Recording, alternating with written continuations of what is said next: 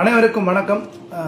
எம்எச்ஏவனுடைய 2026 தேர்தல் முடிஞ்சிருச்சு. தேர்தல் வெற்றி பெற்றவங்களை தேர்தல் குழு பணிக்குழு அறிவிச்சிட்டாங்க.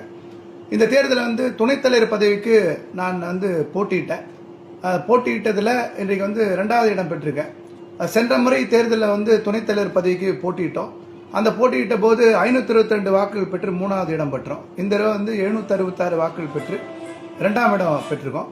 அதிலையும் குறிப்பாக வாக்கு வித்தியாசம் என்பது 33 வாக்குகள் வித்தியாசத்தில் வெற்றி பெற்றவர் அறிவிக்கப்பட்டிருக்கிறார்.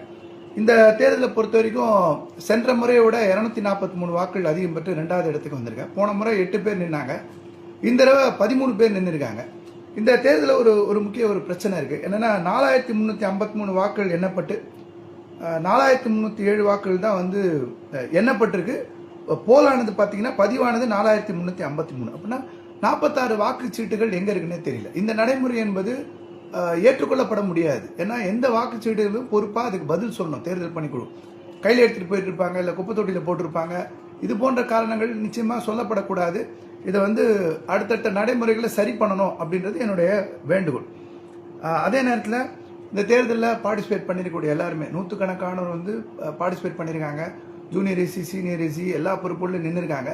இந்த பொறுப்புகளில் நிற்கிறது எம்எச்ஏ வளம் பெறணும், அது வழக்கறிஞர் உரிமைகளுக்காக நலனுக்காக இருக்கணும் அப்படின்றத உறுதிப்படுத்தணுன்றது தான். இப்போ பல பேர் பார்ட்டிசிபேட் பண்ணி ஜனநாயக முறையில் தேர்தல் நடந்திருக்குன்றது நல்ல விஷயம். அதே நேரத்தில் வெற்றி பெற்றவர்கள், வெற்றி பெற முடியாதவர்கள், தேர்தல் பங்களித்தவர்கள் அத்தனை பேருக்கும் என்னுடைய வாழ்த்துக்களையும் பாராட்டுகளையும் தெரிவிச்சுக்கிறேன். அதே நேரத்தில் இந்த தேர்தலில் என் கூட பார்ட்டிசிபேட் பண்ண, எங்களோடு சேர்ந்து பணிபுரிந்த இளம் வழக்கறிஞர்கள், மூத்த வழக்கறிஞர்கள், எங்களை அக்கறையோடு எப்படியாவது வழக்கறிஞருடைய உரிமைக்கான குரல், ஒரு நேர்மையான குரல் எம்எச்ஏல ஒலிக்காதா அப்படின்ற கேள்வியோடு, நான் மற்றவங்க அப்படி இல்லைன்னா நான் சொல்ல வரல. பல பேருக்கு பல நல்ல முகங்கள் இருக்கு.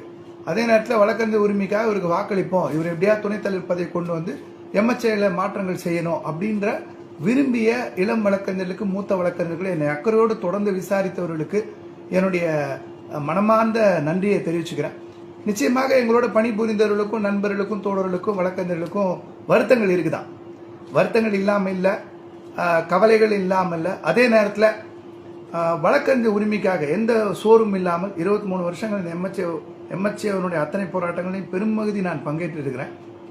எல்லா தலைவர்கள் தேர்ந்தெடுக்கப்பட்டவங்களோடய பார்ட்டிசிபேட் பண்ணியிருக்கேன். இந்த முறையும் வெற்றி பெற்ற அனைவரோடும் சேர்ந்து அவர்களுடன் இணைந்து அவர்கள் பின்னாடி இருந்தோம். எல்லா வேலைகளும் செய்வதற்கு அவர்கள்லாம் முன்னாடி நின்று நாங்கள் வேலை செய்வதற்கும் உரிய முறையில் நாங்கள் தயாராக இருக்கோம். இன்னொரு செய்தியும் சொல்லிக்க விரும்புகிறேன். எனக்கு